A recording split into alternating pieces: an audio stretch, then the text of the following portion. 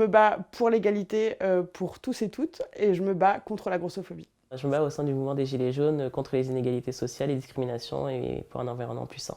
Je me bats pour toute cette nouvelle jeune génération féministe qui est en train de reprendre le flambeau de manière absolument formidable, créative et courageuse.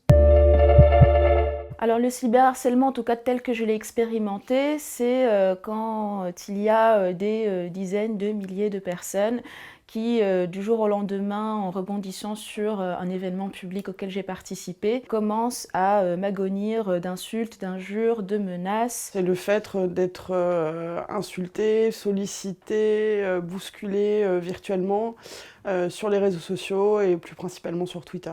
Tout de suite, lorsque les personnes sont en opposition avec vous, ils vous le font savoir sur les réseaux.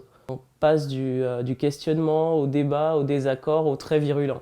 Donc le très virulent, oui, ça a été aussi très vite visible parce que j'ai été attaquée soit parce que j'étais une femme, soit parce que je suis noire, soit parce que j'étais considérée comme opposante au gouvernement en place. Et voilà, du coup, ça s'est très vite vu dans la masse des choses positives. Ça a été le point noir, quoi.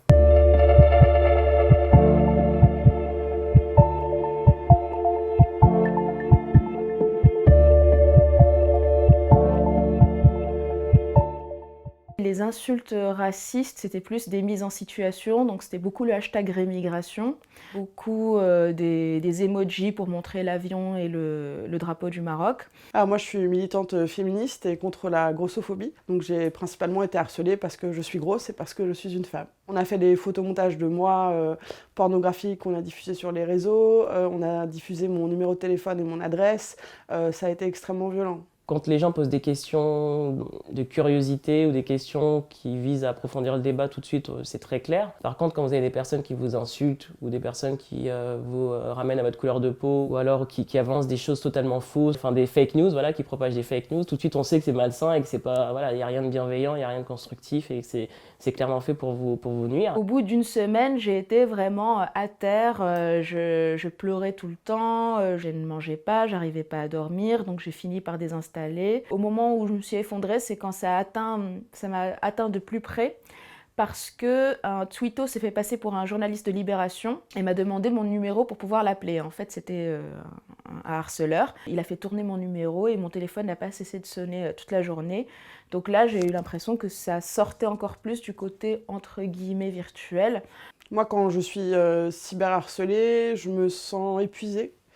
Je me sens noyée sous une tempête de merde. Je me sens impuissante parce que j'ai pas de moyen de répondre. Et je me sens en colère, j'ai vraiment envie de péter des dents à des gens. Ça me met vraiment en danger, enfin ça met ma santé mentale en danger. Si je devais conseiller les personnes qui sont cyberharcelées, je leur dirais de bien s'entourer, que ce soit personnellement ou professionnellement. Quand je suis cyberharcelée, j'en parle à mes amies, notamment mes amies militantes. Et en fait, comme c'est des gens qui font aussi l'expérience du cyberharcèlement, elles savent très bien ce que ça fait et c'est vrai qu'on se soutient là-dessus. Je pense très clairement que le fait de cibler certaines personnes assez exposées à ce genre de cyberharcèlement sexiste et raciste, je pense que l'idée c'est effectivement de les museler dans ces espaces où elles sont assez puissantes, où elles ont pas mal de followers, et de réduire finalement leur espace d'expression publique.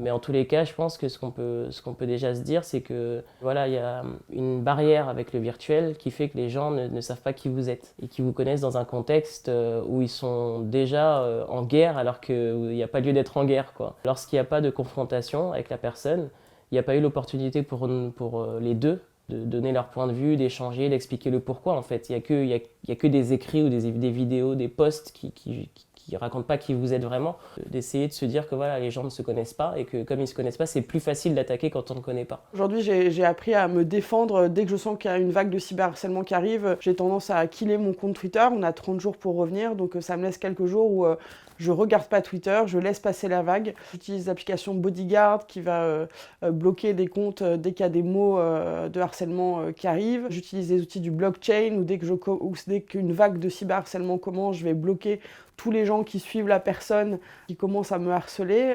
Donc voilà, je me suis blindée et j'ai des outils, mais ça reste néanmoins extrêmement violent.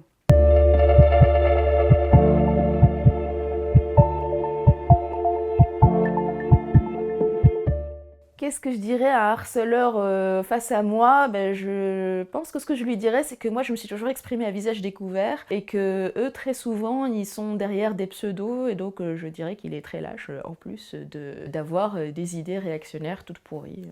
Depuis le début du mouvement des Gilets jaunes, il y a des personnes qui se disent être pour ce qu'on fait, mais qui vous harcèlent parce qu'elles sont contre vos méthodes et qui ont des propos très, pas forcément blessants, mais même qui propagent des fake news parce qu'elles ne sont pas d'accord avec ce que vous faites et qu'elles veulent juste que vous ayez aucun moyen d'expression, quoi. En fait, je pense qu'on peut avoir des différents idéologies, qu'on peut ne pas être d'accord sur plein de choses, mais on peut aussi ne pas s'insulter et on peut aussi rester pas d'accord en restant correct. Donc j'adorerais avoir un de mes harceleurs en face de moi, j'adorerais comprendre ce qui pousse les gens à harceler. Le peu de fois où ça m'est arrivé dans la vie, les gens se dégonflent immédiatement et ils s'excusent au bout de 1 seconde et demie. Il y a très peu de courage derrière le troll en général.